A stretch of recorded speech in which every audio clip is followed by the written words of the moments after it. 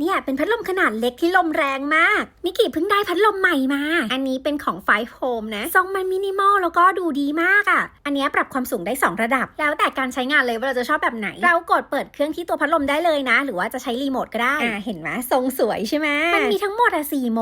ดปกติปรับแรงลมได้3ระดับแล้วก็โหมดเทอร์โบลมแรงมากอันนึงเป็นลมธรรมชาติเป็นแบบลมแรงแล้วก็ลมอ่อนสลับกันไปสุดท้ายเป็นลมอ่อนสุดสำหรับเด็กทารกปรับหมุนซ้ายขวาแล้วก็ขึ้นได้ด้วยนะใครกำลังหาพัดลมแบบนี้อยู่ก็ดูที่ตะกร้าได้นะมิกิได้มาจากร้านนี้